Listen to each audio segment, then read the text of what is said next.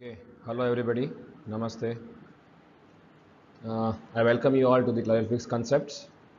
ये हम लोगों का इंजीनियरिंग थर्मोडायनामिक्स का आई थिंक 5th सेशन है और as of now I hope कि आप लोगों को बेसिक्स ऑफ इंजीनियरिंग थर्मोडायनामिक्स समझ में आ गया होगा और आज हम लोग कवर करने वाले हैं जीरोथ लॉ ऑफ थर्मोडायनामिक्स। लेकिन जीरोथ लॉ पे जाने से पहले I would like to talk something about temperature. तो if I ask you a question कि what do mean by temperature, तो आप क्या समझते हो इस वर्ड से? कहीं ना कहीं आपके दिमाग में ये आता है कि it represents something related to hotness और कोल्डनेस। कौन सी बॉडी कितनी गर्म है कितनी ठंडी है उसका एक मेजर है टेम्परेचर, राइट? तो लेट अस सी कि मान लो एक भाई साहब जो है वो वॉल्केनो का एक ब्यूटी एक्सप्लोर करने गए थे and when he is standing near by two that volcanic eruption he feels the hotness. तो उनके रेफरेंस उनको लगता है कि भाई ये जो वॉल्केनो है वो गर्म है। On a similar on the other side मान लो दूसरे भाई साहब जो है वो एक स्नोफॉल जहाँ पे हो रहा था वहाँ पे गए, तो फ्रॉम हीज रेफरेंस उनको लगता है कि भाई वो सराउंडिंग एटमोसफियर जो है वो ठंडा है, मतलब इट इज़ कोल्ड। तो कहीं ना कहीं temperature is something related to the hotness और कोल्डनेस। बट ये चीज़ जो है it is more of relative terminology. मान लो कि एक बंदा है जिनका टेम्परेचर कुछ डिग्री सेल्सियस है और वो पूछता है कि व्हाट इज़ माई टेम्परेचर, क्या लगता है? तो अब जो दो अलग अलग पर्सन दो अलग अलग बॉडी टेम्परेचर पे होंगे, they may feel this guy in a different node. उनका सेंसेशन अलग अलग होगा। लाइक फॉर एग्जाम्पल, एक गर्म बंदा आके उसको टच करेगा तो उसको लगेगा कि भाई ये तो ठंडा है, बिकॉज वो खुद उनका बॉडी टेम्परेचर ज़्यादा होगा। तो वो बंदा जब इस पर्टिकुलर पर्सन को टच करेगा तो शी विल फील कि भाई नहीं, ये उनका बॉडी टेम्परेचर जो है ठंडा है। On the other hand, another girl, let's say, who himself herself is at a lower temperature, वो टच करेगी तो दे विल फील कि नहीं भाई ये तो गर्म है इसका body. So cold and hot they are not the quantitative representation of temperature. मतलब हमको अगर नंबर देना है, न्यूमेरिक वैल्यू देना है उसको, so how do we give it?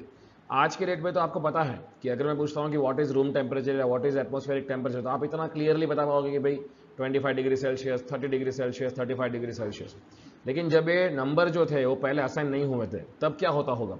तब हम लोग अपने सेंसेशन के बेस पे हम लोग चीज़ों को मॉनिटर करते थे कि भाई it is a freezing cold, थोड़ा बहुत ठंडा है मतलब कोल्ड है, या वार्म है, इट इज़ हॉट, और इवन अगर ज़्यादा गर्म है तो हम बोलते थे कि it is very red hot kind of thing. तो ये सारी टर्मिनोलॉजी जो थी वो क्वालिटेटिव थी जब टेम्परेचर स्केल का इंट्रोडक्शन नहीं हुआ था, राइट? तो आज हम लोग देखेंगे कि भाई टेम्परेचर स्केल कहाँ से इंट्रोड्यूस हुआ और उनकी जो न्यूमेरिक वैल्यू है वो कैसे दी गई थी। Let us take one example wherein I have an iron block जो कि 150 डिग्री सेल्सियस टेम्परेचर पे है, और मेरे पास दूसरा एक कॉपर का ब्लॉक है जो कि 20 डिग्री सेल्सियस टेम्परेचर पे है। अगर इन दोनों ब्लॉक को मैं कॉन्टेक्ट में लेके आता हूँ, व्हाट विल हैपन? अगर उनको मैं टाइम दूंगा तो heat will transfer from a region of higher temperature to lower temperature. तो अल्टीमेटली हीट जो है मेरा आयरन से निकल करके कॉपर में जाएगा। तो आयरन का टेम्परेचर कॉन्स्टेंटली डिक्रीज होगा, कॉपर का टेम्परेचर कॉन्स्टेंटली इंक्रीज होगा। After substantial period of time you will see that both this block have came to a common temperature, that is 60 degree Celsius. अब जैसे ही दोनों ब्लॉक सेम टेम्परेचर पे आ गए हैं, there is no temperature difference, there is no temperature gradient, तो heat transfer जो है, नेट हीट ट्रांसफर अभी नहीं हो रहा है। तो हम ये कह सकते हैं कि भाई both the bodies are in thermal equilibrium. तो इक्विलिब्रियम में आने के लिए ये कंडीशन बहुत ज़रूरी है कि भाई इक्वालिटी ऑफ टेम्परेचर, ठीक है? तो यही फंडामेंटल यूज करके जीरोथ लॉ का जो पूरा बेसिक्स है वो यही है कि भाई जीरोथ लॉ जो है वो थर्मल इक्विलिब्रियम कंसेप्ट से ले करके टेम्परेचर को डिफाइन कर रहा है, ठीक है? So let us zeroth law of thermodynamics. मान लो मेरे पास बॉडी ए है which is in thermal equilibrium with body C, ठीक है? इसका मीनिंग ये है कि भाई बॉडी ए का टेम्परेचर जो है वो सी के बराबर है, मतलब there is no net heat transfer between body A and C. On the other hand मान लो इंडिविजुअली बॉडी सी जो है वो बॉडी बी के साथ में इक्विलिब्रियम में है, मतलब temperature of body C is equivalent to temperature of body B. तो इनडायरेक्टली हम ये कह सकते हैं कि भाई ए और बी भी थर्मल इक्विलिब्रियम में है, भले ही वो कॉन्टैक्ट में नहीं है directly, but since A is in contact with C और इक्विलिब्रियम में है, since C is in contact with B और वो इक्विलिब्रियम में है, देयरफॉर ए एंड बी भले ही कॉन्टैक्ट में नहीं है फिर भी वो इक्विलिब्रियम में है क्योंकि इनका टेम्परेचर दोनों का सिमिलर है। ये this is what zeroth law of thermodynamics says. तो स्टेटमेंट की अगर बात करो तो वो क्या है? The zeroth law of thermodynamics states that if two bodies are in thermal equilibrium with the third body, मतलब ये थर्ड बॉडी है सी, बॉडी ए और बॉडी बी दोनों अलग अलग बॉडी है, ए बी सी के थर्मल इक्विलिब्रियम में है, बी बी सी से थर्मल इक्विलिब्रियम में है. So if two bodies are in thermal equilibrium with third body, they are also in thermal equilibrium with each other, मतलब A और B भी अपने म्यूचुअली इक्विलिब्रियम में एग्जिस्ट करते हैं. Now because they are in thermal equilibrium, हम इतना sure कह सकते हैं कि भाई इन तीनों का टेम्परेचर सिमिलर होगा, क्योंकि इक्विलिब्रियम की कंडीशन तो यही है थर्मल इक्विलिब्रियम की, इक्वालिटी ऑफ टेम्परेचर्स. तो टेम्परेचर तीनों का सेम होना चाहिए. तो यहां से जाकर के टेम्परेचर मेजर करने की या उसको डिफाइन करने की नौबत आई है. और इस पूरी जो प्रोसेस है, इस पूरी जो हिस्ट्री है, इसके पीछे एक बहुत बड़ा कह सकते हैं कि एक इंसिडेंस भी है कि आपको लग रहा होगा कि भाई जीरोथ लॉ डिफाइन क्यों किया, why the name is given as zeroth law. You also know about first law of thermodynamics, second law of thermodynamics, right. तो जीरोथ लॉ या third law of thermodynamics, zeroth law क्यों नाम दिया, why can't you start with first law. Actual में ये हुआ था, this law is formulated and labelled by R.H. Fowler in 1931. और मजे की बात ये है कि ये जो लॉ है, जब फिजिक्स ने इसको ये जो फिजिकल लॉ को जब इंपॉर्टेंस दिया गया, तब तक फर्स्ट और सेकेंड लॉ ऑलरेडी इंट्रोड्यूस हो चुका था. मतलब थर्मोडायनामिक्स का फर्स्ट और सेकेंड लॉ इंट्रोड्यूस होने के बाद 50 साल से भी ज्यादा टाइम हो गया था. उसके बाद they have realise, people have realise कि मैंने जीरोथ लॉ की भी मतलब इस तरह के लॉ की इंपॉर्टेंस है. और ये लॉ जो है वो टेम्परेचर को कहीं ना कहीं डिफाइन कर रहा है, and temperature should be at the very beginning even before first और सेकेंड लॉ. तो इसीलिए फिर वहां से उन्होंने बोला कि फर्स्ट सेकेंड तो डिफाइन हो गया है, let us put it as zeroth law of thermodynamics, right. तो ये पूरा उनका हिस्ट्री रहा है, बट इंटेंशन इसका यही था कि to define temperature, to define temperature scale. See कि ये कैसे काम करता है. अब टेम्परेचर की जो डेफिनेशन है या उसकी स्केल जब डिफाइन करने की बात हो रही थी, तब पीपल हैव फिगर आउट कि भाई टेम्परेचर का जो लेवल है, कभी ऊपर है कभी नीचे है, उसको अगर कॉन्क्रीट क्वांटिटेटिव नंबर उसको डिफाइन करना है, तो there should be some variation in some material property. मतलब ऐसी कोई प्रॉपर्टी होनी चाहिए जो मटेरियल की वेरी करे विद रिस्पेक्ट टू टेम्परेचर, और उस प्रॉपर्टी को चेक करके हम पता पाए कि भाई टेम्परेचर की जो वैल्यू है वो ज़्यादा है कि कम है या कितनी है न्यूमेरिकली. बट प्रॉपर्टी जो मटेरियल की प्रॉपर्टी जो है, जो वेरी कर रही है विद रिस्पेक्ट टू टेम्परेचर, वो ऐसी होनी चाहिए कि इट शुड बी रिपीटेबल, मतलब वही उसका बिहेवियर कितने भी बार मैं कर लूँ तो रिपीटेबल बिहेवियर आना चाहिए. And second, it should be predictable, कि आप उस प्रॉपर्टी को प्रिडिक्ट कर पाओगे कि टेम्परेचर बढ़ेगा तो ये यही होने वाला है, राइट. तो I give you an example of this similar process. मान के चलिए कि मेरे पास एक पिस्टन सिलेंडर अरेंजमेंट है और उसके अंदर कुछ गैस भरा हुआ है, और वो जो गैस है, if I am heating the gas, no doubt the temperature will increase, ठीक है. और अगर मैं इस टेम्परेचर को मेजर करने की बात करूंगा, normally we use let's say thermometer to measure the temperature, अभी जो हम यूज करते हैं, राइट. उसमें आपने क्या देखा होगा, there is something called mercury column.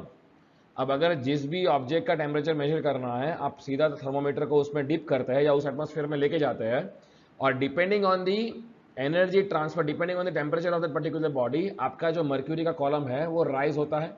That is also you are aware. और उसकी जो राइज है या उसका जो वॉल्यूम एक्सटेंशन जो होता है, उसको आपने कैलिब्रेट कर रखा है विद स्टैंडर्ड नंबर्स. अब मर्क्यूरी इन ग्लास थर्मोमीटर की हम बात करेंगे. इट इंक्रीजेज और decreases the in temperature can be predicted by an expansion और compression of mercury in the glass. ये कितना कम होता है, कितना एक्सपांड होता है, कितना कॉन्ट्रैक्ट होता है, उसकी जो इफेक्ट है, उसका जो वेरिएशन है, it is directly dependent on temperature, ठीक है. तो टेम्परेचर अगर बढ़ेगा तो आपका मर्क्यूरी का एक्सपेंशन होगा, टेम्परेचर अगर घटेगा तो मर्क्यूरी कॉलम आपका नीचे आएगा, मतलब मर्क्यूरी कॉन्ट्रैक्ट होगा. अब ये मर्क्यूरी की प्रॉपर्टी है जो हम ये बात कर रहे थे कि with the increase in temperature material property, mercury की प्रॉपर्टी ऐसी कि वो एक्सपांड करता है, विद डिक्रीज इन टेम्परेचर आपका मर्क्यूरी जो है वो कॉन्ट्रैक्ट होता है. अब यहाँ पर बात ये है, यहाँ पर तीन बॉडी की बात कर रहे हैं. यहाँ पर जीरोथ लॉ कहाँ पर यूज हुआ, जब भी आपने टेम्परेचर मेजर किया, मतलब इनडायरेक्टली आपने जीरोथ लॉ यूज किया. कैसे, आपको इस पर्टिकुलर बॉडी का, कोई थर्ड बॉडी का टेम्परेचर मेजर करना था, आपने मर्क्यूरी इन ग्लास थर्मोमीटर वहाँ उस एटमॉस्फेयर में लेके चले गए, तो वो जिसका टेम्परेचर आपको मेजर करना है वो तो डायरेक्टली ग्लास के कांटेक्ट में है, और ग्लास जो है वो डायरेक्टली मर्क्यूरी के कांटेक्ट में है. मतलब there is no direct contact between mercury and the atmosphere of which the temperature is to be measured. चाहे वो सिस्टम है, चाहे वो गैस है, चाहे वो लिक्विड है, कोई भी चीज़ का जिसका टेम्परेचर मेजर करना है वो डायरेक्टली मर्क्यूरी के टच में नहीं है. मर्क्यूरी इज इन, मतलब मर्क्यूरी यहाँ पर जो है वो उस सिस्टम के डायरेक्ट कांटेक्ट में नहीं है. एक minute. So it means what, कि अगर मुझे टेम्परेचर मेजर करना है उस सिस्टम का, तो system is in thermal equilibrium with glass, indirectly glass is in thermal equilibrium with mercury, तो हम ये कह पाएंगे कि जो मर्क्यूरी टेम्परेचर फील कर रहा है that is also equivalent to the temperature felt temperature of the system जिसका हम मेजर कर रहे हैं। तो यहाँ पर आप जीरोथ लॉ को यूज कर रहे हैं, right, in measuring the temperature.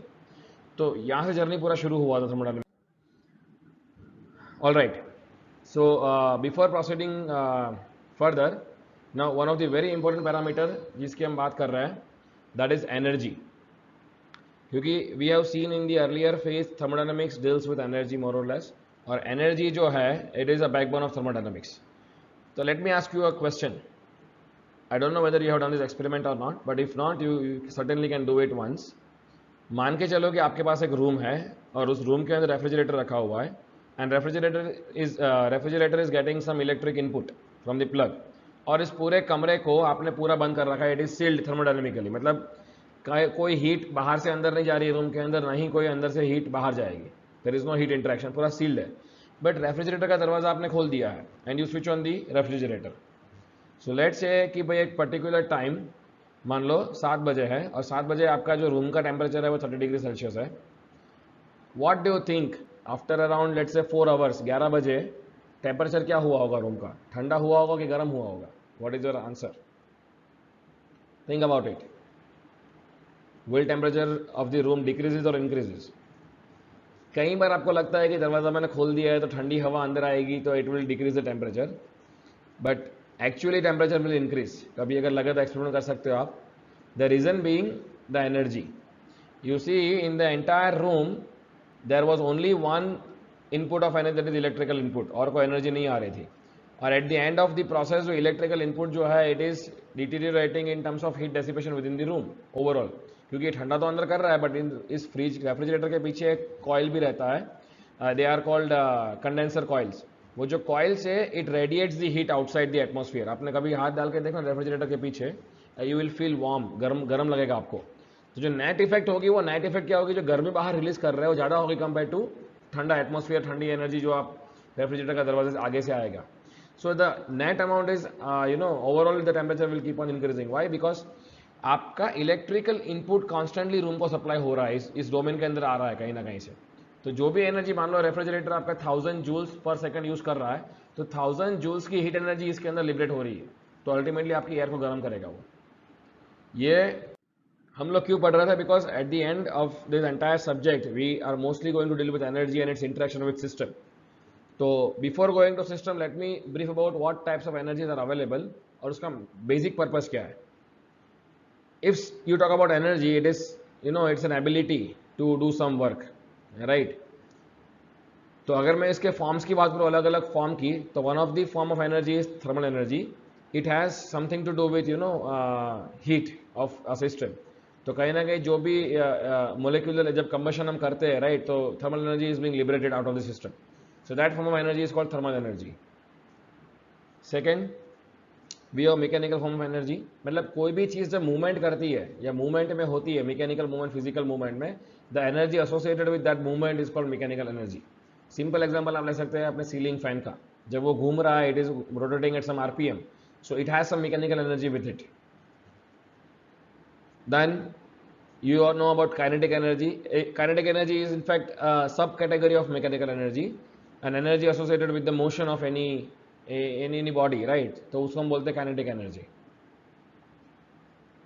Potential energy you all know, the energy possessed by any body by the virtue of position, right? तो अगर आप कोई पर्टिकुलर हाइट पे, जैसे फॉर एग्जांपल आपके घर पे पानी ओवरहेड टैंक में है एट 5th फ्लोर लेट से, तो ग्राउंड लेवल से मान लो 20-30 मीटर की हाइट पे है, so you can say that water contains the potential energy of 20-30 meters of head, right?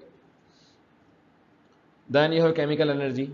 अब chemical energy जो है, very fundamental example of chemical energy is energy associated with the fossil fuels, petroleums and diesel and all other fuels. तो जो automobile car होती है हम लोगों की, you all know हम लोग फ्यूल के लिए फ्यूल स्टेशन में जाते हैं, right? So it has petrol और diesel into that fuel tank. अब उस जब लिक्विड फॉर्म में है, जब आपने पेट्रोल डलवाया है गाड़ी में, जब पेट्रोल के टैंक में पेट्रोल भरा हुआ है, so that has particular chemical energy associated with it in terms of bondings, chemical bonds and all. वही एनर्जी जब आप कंबशन करते हैं, it got converted to the thermal energy. वही थर्मल एनर्जी जब पिस्टन को देता है, पिस्टन सिलेंडर अरेंजमेंट को ट्रांसफर करता है, so from there it got then converted to the mechanical energy. तो मतलब एक एनर्जी जो है वो एक फॉर्म से दूसरे फॉर्म तक कन्वर्ट होती रहती है एज पर the applicability of that energy to a human being, right. तो हम लोग डिजाइन करते हैं सिस्टम को इस तरह से। Then electrical energy, and I don't think we need to define this because we all use electricity very much in our regular day-to-day activities. So the electrical energy we use for our electronic gadgets, that is the form of electrical energy available to us. And finally, nuclear energy, the energy associated with the nucleus of an atom, and we all know about nuclear power plants as well. Nowadays, there are a lot of energy extraction going on with the nuclear power plants as well. Something related to the quantum level. Okay.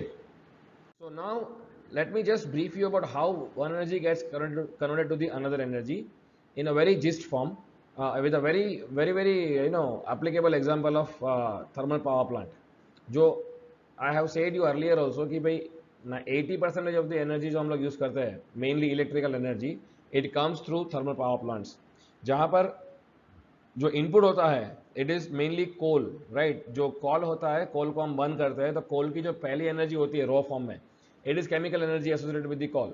उसको जब आप जलाते हो, उसको burn जब करते हो, so then you convert the chemical energy of the coal in terms of thermal energy. अब वो जो हीट है it transfers into the system like water, और वाटर जो है वो स्टीम बन जाता है। स्टीम एक्सपांड्स इन टरबाइन, तो टरबाइन जो है घूमने लगता है। सो अल्टीमेटली जो हीट एनर्जी आपने यहाँ सप्लाई किया था, it is now converted to the shaft power of turbine, और वो शाफ्ट जो है जनरेटर को कपल कर रखा है, जनरेटर में शाफ्ट वर्क जाता है and generator will give you electrical output. तो अल्टीमेटली ये प्रोसेस में आपका कोल का एनर्जी इनपुट है, बट इलेक्ट्रिकल एनर्जी आपका आउटपुट है। तो कहीं ना कहीं there are many such incidences and equipments which convert one form of energy into another form. So in entire thermodynamics, we are going to study all those devices as well, right? So let me tell you that so far whatever we were discussing was the different forms of energy available. But study क्यों करना है, ऐसा मैंने बताया। अभी तक system की हम बात कर रहे थे, तो अभी हमने 3-4 पहले लेक्चर में हमने देखा था कि सिस्टम क्या है, उसको कैसे डिफाइन करते हैं। देन वी हैव सीन कि भाई सिस्टम को हम प्रॉपर्टी से डिफाइन करते हैं। प्रॉपर्टी कैसे डिफाइन करते हैं, अलग अलग स्टेट पे डिफाइन करते हैं। अलग अलग स्टेट के लिए what is required, thermal equilibrium and thermodynamic equilibrium is required. अब इक्विलिब्रियम जब रिक्वायर्ड है, अगर कोई स्टेट चेंज होता है तो क्यों होता है, because of in interactions, energy interactions and work interactions, right. तो मेनली हम लोग मास से इंटरेक्ट करते हैं सिस्टम के साथ में, और एनर्जी से इंटरेक्ट करते हैं। सो नाउ व्हेन वी सी कि भाई जब एनर्जी इंटरेक्ट करती है सिस्टम को, तो सिस्टम की प्रॉपर्टीज बदलती है। So that's why we will now focus on the energy prospect of the system. So let us see कि सिस्टम के पास कौन सी एनर्जी पहले से थी, and after the interaction with surrounding क्या चेंजेस उसमें आए हैं। तो वो जब स्टडी करना है, we first need to understand कि भाई सिस्टम के पास कौन सी एनर्जीज अवेलेबल होती है। So energy associated with system, mainly जो टोटल एनर्जी सिस्टम का होता है वो दो कैटेगरी में डिवाइड कर रखा है।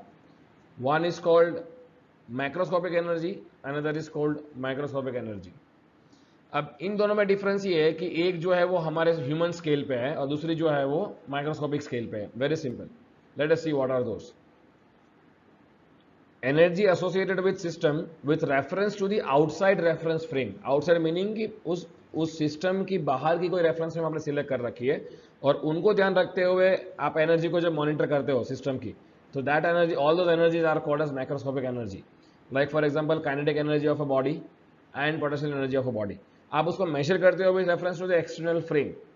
काइनेटिक एनर्जी को आप बोलते हो कि भाई इस बॉडी का वेलोसिटी कितना है, तो डिपेंडिंग ऑन दी वेलोसिटी आप मेजर कैसे करते हो, एक्सटर्नल फ्रेम से मेजर करते हो कि मैं अगर जमीन पे खड़ा हूं तो मेरे रेफरेंस से वो जो पर्टिकुलर बॉडी है वो कितनी स्पीड से आगे जा रही है, तो उसकी स्पीड को देख करके, उसकी वेलोसिटी को देख करके आप काइनेटिक एनर्जी डिफाइन करते हो। That is external frame of reference. Again potential energy, आपके रेफरेंस से वो कितनी हाइट पे है, that is potential energy, right. So I mean to say कि माइक्रोस्कोपिक फॉर्म की जो एनर्जी होती है सिस्टम के साथ में, they are measured with reference to the external reference frame. अब माइक्रोस्कोपिक जो होती है, they are mostly known as internal energy of a system, और it is related to the molecular structure of the system and degree of molecular activity mainly. और इसको अगर club करूं मैं, तो जो भी आपकी केमिकल एनर्जी है, जो भी मॉलिक्यूलर वाइब्रेशनल एनर्जी है, आपके इलेक्ट्रॉन्स की जो एनर्जी है मूवमेंट की, ये स्पिनिंग मूवमेंट जो होती है इलेक्ट्रॉन्स की, एटम के वाइब्रेशन, लेटेस्ट वाइब्रेशन होते हैं, वो सारे की सारी एनर्जी को मैं क्लब करूँ total, so it all falls under the category of internal energy, जिसको सिंबॉलिकली हम लोग यू सिंबल से जानते हैं इसको हम लोग। सो मेनली अगर देखें, so एक सिस्टम के पास there will be more or less two category of energy, one is microscopic, one is macroscopic. Microscopic mainly deals with internal energy, and microscopic mainly deals with kinetic and potential energy. अब इसका use हम लोग करने वाले हैं जब आगे हम लोग first law of thermodynamics define करेंगे तब। अभी के लिए आप इतना समझो कि कोई भी सिस्टम के पास there are two different category of energies, microscopic and macroscopic, बस उतना ही आपको समझना जरूरी है। So I will stop. Let us talk about session summary. Firstly we have defined what is temperature, then we have looked at कि भाई temperature की जो डेफिनेशन आई थी वो जीरोथ लॉ से कहीं ना कहीं आई थी। So we have seen what is zeroth law of thermodynamics और how exactly temperature was defined with the zeroth law of thermodynamics. Then we have seen what is energy and different forms of energy, and finally we have also looked at what is energy associated with system, so that we can use these forms of energy for the when we define the first law of thermodynamics. For paying your attention for this lecture. अगर आप लोगों को ये अच्छा लगा है, समझ में आ रहा है, then I request you to share this lecture with maximum of your friends. Subscribe कीजिए चैनल को, लाइक कीजिए वीडियो को, and comment if there is anything else you would like to know from us. एक और चीज़, इस description of the video में आपका एक लिंक मिल जाएगा अगर आप you are interested in attending the live doubt solving sessions. So इस हम लोग एवरी संडे ये करने वाले हैं। डिटेल जो उसका है मिल जाएगा आपको ओवर द ईमेल, बट उसके लिए if you have not registered for the using the link in the description box, you kindly fill the Google form through the link available in description box, जहाँ से हम लोगों को आपका email ID मिल जाएगा, and then we will send all the details to you over email. Thank you so much.